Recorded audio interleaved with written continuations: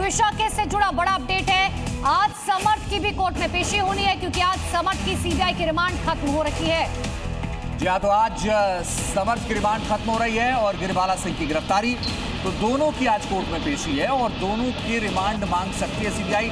एक की रिमांड बढ़ाने की मांग कर सकती है और एक की रिमांड मांग सकती है ताकि दोनों को आमने सामने बिठाकर पूछताछ की जा सके, क्योंकि जो आरोप हैं वो बेहद संगीन है। और बताया जा रहा है कि कोर्ट में पेशी के बाद ये फैसला होगा। लेकिन बड़ी खबर इस बीच एक और है कि गिरबाला की कॉल डिटेल निकालेगी सीबीआई। टावर, लोकेशन, डिजिटल सबूतों की जांच भी सीबीआई करेगी।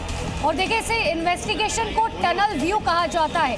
दरअसल गिरबाला ने कहाँ कॉल किया था ये पता लगाएगी सीबीआई। घटना के दिन कॉल रिकॉर्ड निकाली जाएंगी, यानी कि कोई झूठ तो नहीं बोल रहा। टनल व्यू के जरिए ये पता लगाने की कोशिश की जाती है कि कौन किस कमरे में मौजूद था, यहाँ तक कि अगर फोन किया गया था तो आखिर टावर कहाँ पर मैच हो रहा था। ये सारी चीजें पता लगाने की कोशिश की जाती हैं और इसीलिए टनल व्यू की जो तकनीक है उसके जरिए अब सीबीआई इस पूरे मामले की जांच पड़ताल करेगी।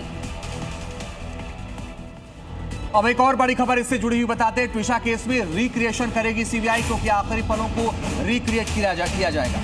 तो आखिरी पलों को, यानी कि 24 घंटे, आखिरी जो 24 घंटे होते हैं उन्हें रिक्रिएट किया जाता है कि ट्विशा ब्यूटी पार्लर गई थी। पार्लर से आने के बाद ट्विशा जब जो सीसीटीवी सामने आया है जिसमें ट्विशा ऊपर जाती हुई दिखाई दे रही है स्टेयर्स से टेरेस की तरफ, तो क्या उनके हाथ में क्या कुछ था, इतना ही नहीं, जो टनल व्यू का हम जिक्र कर रहे हैं उसमें मोबाइल लोकेशन, उनके सीसीटीवी, कॉल रिकॉर्ड, चैट, यहाँ तक कि फोन किस टावर से जुड़ा हुआ था, सबको जोड़कर एक डिजिटल कहानी तैयार करेगी सीबीआई और ये जानने की कोशिश करेगी कि आखिर उस रात को हुआ तो हुआ क्या था।